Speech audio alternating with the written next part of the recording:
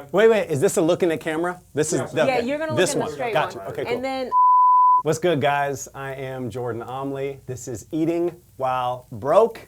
Check the apron. I'm with my good friend Colleen Witt, who I've known for a long time.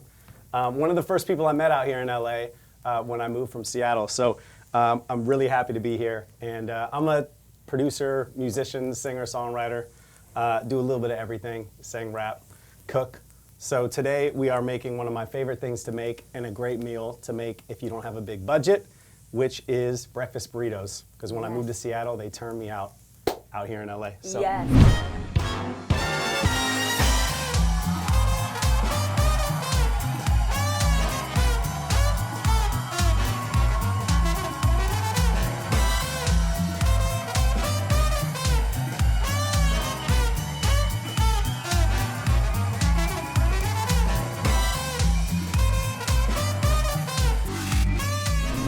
So I've got hash browns going right now, which kind of take the longest to make, so I've had those cooking for a minute. I've got my spicy refried beans going right here, which actually I'm gonna add some cheese because cheese and beans is, you know, two of the best words in the English language. Oh, wow.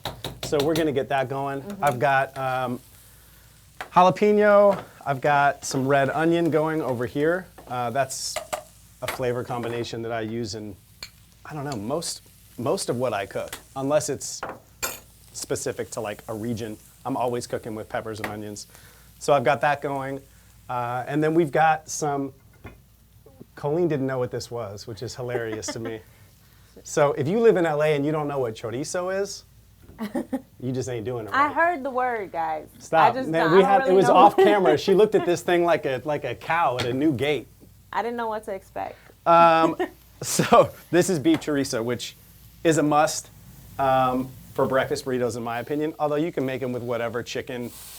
You could do a vegetarian, you could do asada, whatever you like. But for me, beef chorizo is the way to go. And then we got cheese, salsa, we've got eggs, we've got avocado. You know, it's not one of those dishes that's super complicated. I think it really is just about getting ingredients that you think work well together, and all this stuff is good together. And I'm completely not shocked that your dish would come with all these ingredients. Okay. Because I've eaten at your house and Yeah. you're the real deal. I like to Whoever- cook. I grew up around, my dad is an incredible cook. Okay. So I just grew up around it. I've always loved to cook. And I love to eat. So now that we kind of have the basis of your meal, Yeah. I'm gonna throw out just want to get to know you more. Yep. And it's a little smoky in here, guys. So if I choke up, no one judge me because I'm one of those people that. I have stutter a every little bit. burner. And if they had another burner, I'd have that one going too. So we're working in here today. We are definitely working in here. So Jordan has worked, like I said, with the best. But one of the most amazing things about Jordan's story is how you got your start. Yeah. Tell us about it. I Well- know it had something to do with your day job, actually, right? Well, yeah, it did. Eventually it did. Yeah, like I said, I was rapping at a young age, and I was signed when I was 14 years old to Sony for a development deal. And I got in the studio actually in Seattle with Sir Mix-a-Lot when I was really young. And Sir Mix-a-Lot kind of took me under his wing, introduced me to a lot of people, and I ended up on tour with Snoop and Mystical and Digital Underground. And I was like, you know, living a high school life, singing in choir. And then I was on the road, like rapping with these legends. But how did you end up crossing paths with them if you're in Seattle? Mix-a-Lot knew these dudes, so they would come to Seattle to do shows, and then Mix would take me to the shows. He'd introduce me to him with my boy E-Dog, who was someone like a local legend up in Seattle. And E-Dog kind of put me in touch with all these dudes, and then I started doing shows with them, and that let me know that I at least had the talent to do what I wanted to do. But at the time, one of the funniest things that people don't know is I've never drank in my life. I've never even tasted alcohol. Oh, wow. I've never had a drug, a cigarette, nothing. So when I was doing shows with these dudes, like the after parties were like, every cliche you could think of for these crazy after parties was super real. And I was uncomfortable. So I would go like back to my hotel room or wherever we were staying, and I would be writing pop songs Oh, wow. secretly. Like, I love to sing, and I was in choir, so I started writing pop songs at a young age and fell in love with that too. So Okay. I kind of was doing a little bit of everything. When I decided I wanted to move out of Seattle because I didn't see a musical future there at the time, I got a job selling over the phone for DirecTV. They had an office in Orange County. And the whole time this is going on, your parents are saying what exactly? They, my dad and my bonus mom, Nina, his wife, were really supportive. My mom was a little apprehensive about me doing rap or music at first, but she eventually came around. Okay. When I worked with one of her favorite singers. We could talk about that later. But yeah, it was cool. They were supportive. You know, Okay. they knew that I was going to do it anyway. At a young age, I told them, look, school's not my thing. Yeah. I'm not going to college. I'm not going to get good grades in high school. But I'm definitely going to make it as a rapper or a songwriter. And they were like, okay. So thank God it worked, because Yeah. there was no plan B. But yeah, they were cool. So I made the move, and I was in Irvine selling DirecTV, day job, 9 to 5 type stuff, for about 3 months. Earlier in my life, I had been in different cities. The Bay Area was one of them. And I had made some connections that I saved, like business cards in my phone type stuff. And one of the connections that I made was to a big producer up in the Bay Area. His name was Narda Michael Walden. He's a legend in the world of pop music. Yeah. And I started calling everybody, and everybody turned me down. Everybody said no to wanting to meet me now that I was in LA. But he was one of the only people that said yes. Okay. So I took a trip up to the Bay Area. I drove my like old broke Honda Accord that had 214,000 miles on it. But it worked, and it got me up to the Bay. And I met with him, and he had me sing like my 3 best songs he wanted me to sing. And he hated all of them, didn't like one song. And so I was like really deflated walking out of the studio, because I was like, damn, like I really thought these were good songs, and I thought this was like a big break for me.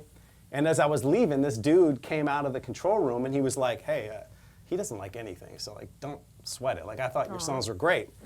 And I was like, thank you, man, but like I'm feeling pretty down. And he was like, no, like I'm a producer, my name's Mike Monty, and I want to give you this beat CD of my tracks. So I was like, okay, bet.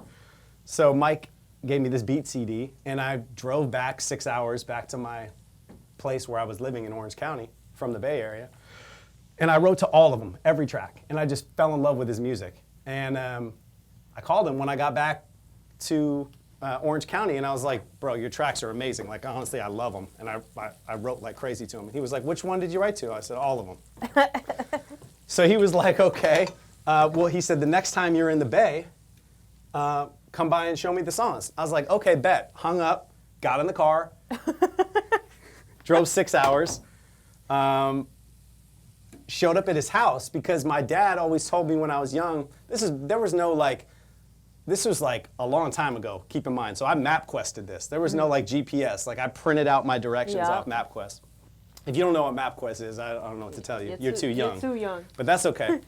So after I made that drive, I just showed up at his place, because his address was on his business card. So when I showed up at his house, he opened the door and he was like, I thought you were back in Orange County. And I was like, yeah, but you said the next time I'm in the Bay, I could come and show you my songs, and I'm here, so what's up? So it was just one of those moments where like I took a chance and I just went for it, and thank God it worked, because Mike and I have been writing together for 18 years since that day. So I went back to the Bay Area. And he loved those songs. He loved the songs. We had a great chemistry. Yeah. So I went back to Orange County, where I was working still, my 9 to 5 job, and Mike was in the Bay. So I was like, I have to figure out a way to make this work somehow. So by a fluke, the boss of the DirecTV location, who was super rich and super cool, but he was also like very about his business. He had his assistant come over to my desk. She was like, hey, Tom wants to talk to you in his office about you leaving for these back-to-back days. I'm like, okay. So I go through, and by the way, I had like a crush on this girl. Like I knew I was about to get scolded in front of this girl who I liked, but cool. So we go to Tom's office. Tom's like, look, man, you left 2 days. You didn't give me any notice. And you know the policy here. Unfortunately, like, that's just not okay. Yeah. But I need you to sign this paperwork before you leave. And now I'm pleading for my job. Yeah. I'm like begging in front of Tom, in front of his assistant, looking like a fool. And he said, well, it just is what it is. I've made my decision. He like slid this envelope over to me. And So- what's that? What was it? It was like a manila folder with paperwork in it, but I opened it up, and on the top, there was a cashier's check on top of the envelope, and it was made out to me, and it was in the amount of $30,000. And I looked up at him, and I'm like, I don't know what this is. And he goes, look, I heard what you made up in the Bay. You need to take this money and get as far away from here and go back to there and do as much of that as you can. Wow. And I just instantly started crying, ugly crying. Like, you know what I mean? Like that. And it's in front of this girl, Of course. too. Oh, yeah. No, it couldn't have been worse. Do you think she knew about it? I don't know. She was shocked, too. But he had heard the music because I played it, you know, for people around the office at a party. And he believed in it. And he was just like, look, man, life is about paying it forward. I'm like, I will pay you back this money. And he was like, no, this is a gift. The way you can pay me back is by doing good for other people. And anytime you get the chance, just do good for people. Wow. So he gave me this check. I left the building with this check, went to the bank, and put this check in my account, which was overdrawn by like $82. And I went up to the teller, and she was like, this is nice. I'm like, yeah, this is crazy. What's my balance? And she's like, oh, you're overdrawn $82. So I had to wait for this check to clear. And then I called Mike, and I'm like, bro, I'm moving. Like, I got money. I'm moving. Now, was that the biggest amount of money you had seen? Of course. For sure. Like, at that time? Oh, yeah, ever? of course. And none of that money was for me. I gave that money to Mike to book him out pretty much for 6 months. Oh. I moved. I used that money to move, got a place, booked out Mike's work for many months, and we just got to work. And since that day, we've never stopped. It's just been amazing. So really, that guy, Tom Martindale, DirecTV. Remember that, everybody. That man right there. That was a lifesaver. That's amazing. I gotta put my hash browns in here with this. You kind of want, when you're cooking a breakfast burrito, you really want the flavors of everything to start working together as soon as possible. So when you feel like you got your chorizo done, which I do, and you feel like you got your hash browns done, you want to like let them get happy together. Okay, and I saw you dump the onions. And I dumped the onions and peppers. Yeah, you really want this thing to be like beachfront property in Flavortown. Okay. You know what I'm saying? When you bite into it, you really want that. So I get this going all together because we're pretty much good now. I've even got the burner off. Like we're at the point with this stuff where now it's eggs, tortillas, and we start putting it together. So we're good. This looks So it's amazing. gonna be good. Yeah. So we're doing eggs next. So yeah, that's kind of how I got my break, honestly. And then Mike and I started working like crazy. We signed a publishing deal with Sony through Big John Platt. Shout out to Big John for changing my life. And we found our first artist. We signed a girl that was 12 years old. We believed in her. Her name's Tori Kelly. She's a pretty amazing singer. If you guys don't know who Tori Kelly is, she's one of the best singers in the world, and she's gone on to do really well. And that signing Tori and developing Tori was a big break for us. And then we got lucky. We got in with the Backstreet Boys. We got in with Pussycat Dolls, Brandy. And at this point, when do you personally feel like you arrived? Like, when was it, like, I'm sure that the $30,000 check was confirmation that you were on the right path. Yeah, that did make, because you know the whole time you're like, I think I'm good. What if I'm awful? Yeah. Like, do you ever watch American Idol or The Voice and you see, well, The Voice is talent, but when you see American Idol, some of these people auditioning, you're like, Someone could have stopped you somewhere. Like, how do you not know that you're not good, man? Like, you have to know you're not good. But with this, it was like, I think I'm good. Enough people have told me that I have talent, but I really hope so. But yeah, that was confirmation, for sure. Okay. So I did feel like, then when we started getting in rooms with people that I was like big, like when I was in the room with Brandy, writing songs for Brandy's album, and I'm a massive Brandy fan, I'm like, yo, this is like, I'm on. Yeah. This is crazy. So it wasn't the checks. No. It was like, it's almost like my favorite rapper is Jay-Z. Of course. So like if I ever first of all, people who know me know I can't even I say already words know. in front Yeah, of yeah, him. no, I but already know. but if I think that if I ever got an opportunity to interview Jay-Z, that's it. I'm like, I've arrived. You Yeah. can't. I'm almost Yeah, yeah. Beyonce level at this point in my career. You know what I'm saying? I'm not mad. I get it. So that's Yeah, it was that's more that. the people than the checks. Okay. Honestly, anybody in music, I don't care how big you are, if you want to use that term, or successful, everybody knows that money comes and goes in this business. Yeah. Sometimes you got it, sometimes you don't. Like, if I got songs on the radio that are doing well or songs that are streaming well, business is popping. But there's times where you don't, and then you got to live a little tighter. And that's just the way it is. So I never really defined success in music by money. It was more about like the opportunities, because once you get into the business, you realize how hard it is to get in rooms with people. Anybody can write songs, and today there's so many people writing songs off their laptops, sending them in from their bedroom, which is amazing, because they didn't have that when I started out. Yeah. But it's really hard to get in a room with people. Yeah. You know what I mean? Like you're a fan of Jay-Z, I was a big fan of Tech Nine, and I got to fly to Kansas City and work with Tech Nine, and that was like, that's hard. Those kind of things made it more like believable for me. So was there ever a point where you made money and you kind of blew it and then had Yes, to start of course, over? all the time. Are you kidding me? Tell me a story. I rented this house that was 5 bedrooms and it was me living in it. Because I was like, this is amazing and I want to feel like a baller, and I built a shoe room and I got 400 pairs of sneakers and I was just an idiot. And I blew money like crazy all the time.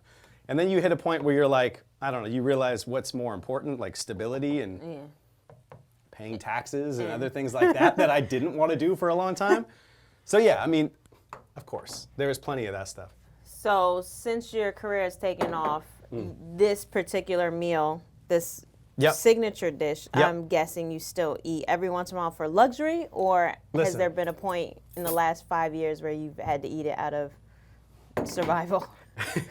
Well, survival is so dramatic. You know what I mean? If you're living in LA, you're all right. No matter how broke you are, there's people around this world that are doing a lot worse. So survival is tough to say. But I will feel say like this. LA is just really hard because Well, that's what I'm saying. But if you can afford to pay rent in LA, you're surviving. Yeah, that's true. But I will say this. This is a meal that my wife loves. I like to cook breakfast every weekend if I can for us. And this is just one that, like, she absolutely loves it. So I make this meal a lot at the house. So yeah, we do eat this one. Just looking at this meal, I feel like this is going to be drafted into, first of all, I'll probably take ownership with my husband and be like, I came up with this dish. I'm not mad. You know, Go ahead. it's going to see an episode of this, like. Stop that line. Probably when I serve it to him, he's like, where'd you get this? Eating while broke?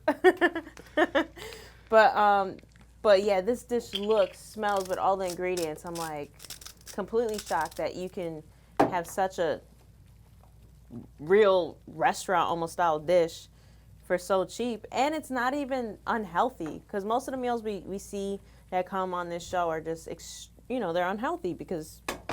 I get it. And let me give you a tip too for people out there. When you're about to do your tortillas, you want to put, I like to cook it in the pan, overhead shot, overhead cam. Don't clean your pan. That's Really? flavor. That's flavor. Just put that thing right on there and let it get happy. You But just won't look, the outside get dirty or something? you're assuming that the part I just put it on is the outside. See, what you do is once this is ready, just as once it's warm, now you take this thing off and the bottom part is the inside, and now I start filling it. Okay. So I'll show you. This part is a little bit of like a multi-layered process, because I like to load it up a certain kind of way. But yeah, What I think I'll is show you. interesting about yours too is like while I was watching you cook, I'm like, oh, he's clearly gonna need like way more pots and pans. But no, you're just like swapping flavors throughout Exactly. the entire. Exactly. You let everything get happy together. Look at that. Feel me? Yeah. So now we do this. So, who so far in your career would you say probably left the most, I guess, impact? That's a good question. Who left the most impact creatively, or like who did I like the most? Those are different questions. Oh, but I well, think, you can answer both because I'll use both as a snippet. so I think that somebody that left like a really big impact on me personally that I went in with was Mariah. No. So this was one of those moments where it's like, this is a legend, Yeah. okay? But the reason why it left such an impact was she was not like how you might think in your head of how, you know, someone so big would be in the studio. She was very like, when she would listen down to her vocals that we were going through, she would say, oh no, don't play that one. Like, that's not it. And I'm like, you're Mariah. Like, anything you sing is amazing. Like, this take that you don't think is good is so good. Yeah. And I think that, like, it showed me a level of, like, even when you get to the top, you still have to be so vigilant and you still have to be so selective about what you put out there and what people hear. Yeah. And I kind of thought that was amazing. Because you could, at that level, you could just ride the easy train from there on out if you want to. But she it didn't. also shows her like level of passion and commitment, right? Completely. That's what I'm saying. Like, it was very cool. That was, that was just cool for a different reason because it just kind of showed me like, okay, whatever level you're at in this business, keep going. Yeah, yeah. So that was big. And she wasn't diva-ish with you? To me, not at all. She was great. Really? I thought she was awesome. I mean, Ooh, I know that was a good one. I know people say things about her, but you know, I mean, she was super cool. She's so talented. She showed up at the studio. This was her and Nick Cannon walked in. Wait, you didn't put the cheese on that one. Girl, I understand. Oh, I just didn't want you to dip my little. Cause I was going to say so who's good. wearing the apron, but we're both wearing aprons, so I can't My do that aprons were blast. so okay. Go ahead. So here's the thing. She showed up at the studio looking like Catwoman. She had it. She all leather jacket, black leather pants, black leather patent shoes. I was like, okay, this woman is a diva. Like, she's a star. But she was so cool. She was cool as the other side of the pillow the whole time. So I don't know, you know. So that was big. Somebody that like made a big impact on my life in another way. Yeah. And they know this now because I've told them, is Michael Bolton. I don't know if you know who that is, but he was a really big singer in the 80s. Huge. Like, well, he was the biggest pop vocalist in the 80s. This guy has unbelievable voice, you know, 10 #1 songs. He's been a writer on, you know, double that. So anyway, I grew up in the house hearing Michael Bolton all the time because this is what my mom loved, Michael Bolton. So I eventually got a call from someone saying, Michael Bolton wants to get in with you guys and work on his new album. And I was like, oh, that's cool, because like that was kind of nostalgic. Yeah.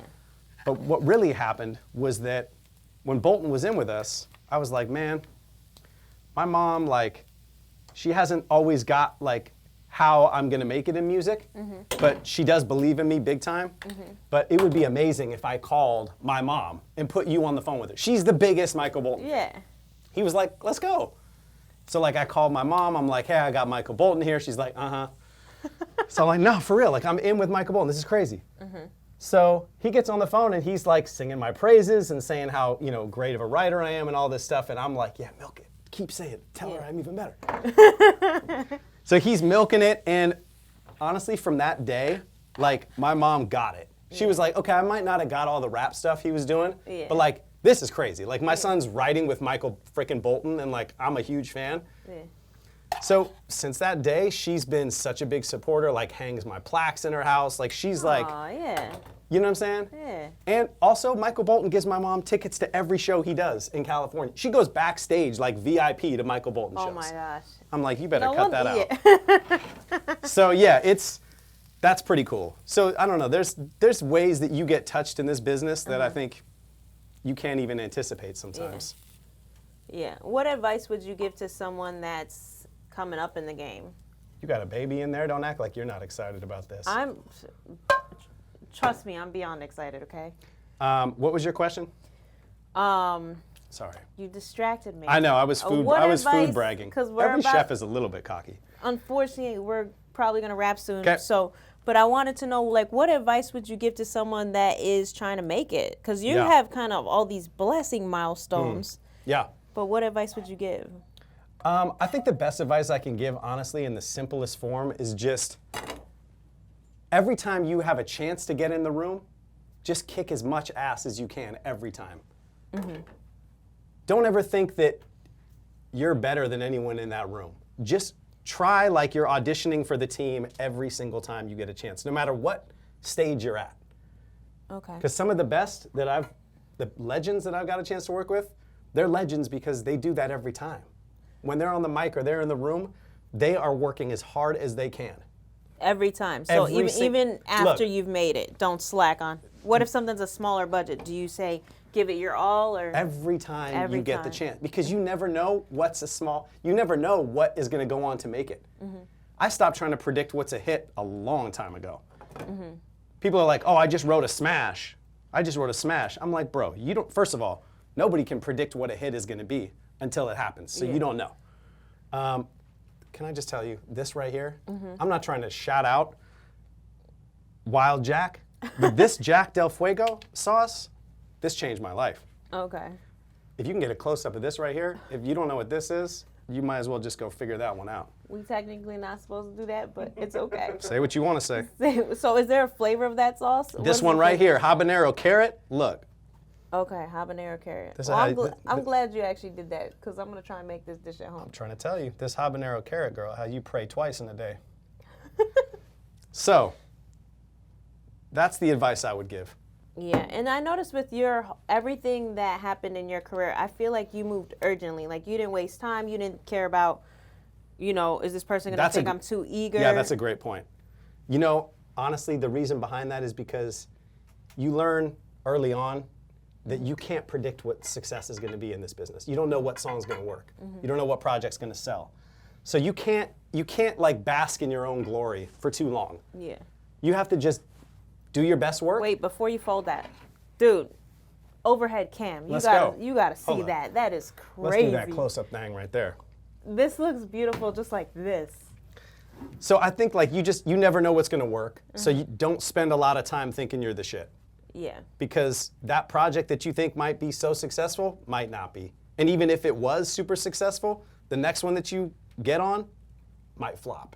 Yeah. So just appreciate your success and be happy about it, but then keep it moving. Okay. Now, what about, and I hate to, I still go through this to this day. Like, you're working on a project. Yep. Even like with Eating While Broke. Yep. Do you think that there's a level of like negative energy that could affect the outcome? Because I feel like no matter how far or how many little milestones, not as big as yours, that I've accomplished, I still in the back of my mind think, oh, it could fail, or maybe I'm just in my head thinking it's not big enough. But do you think that energy affects, like the laws of attraction? Do you think that affects it? I think that negative energy is like complaining about the size of the moon. It's not going to do any good. You can't change it. Yeah. So I don't spend a lot of time being negative.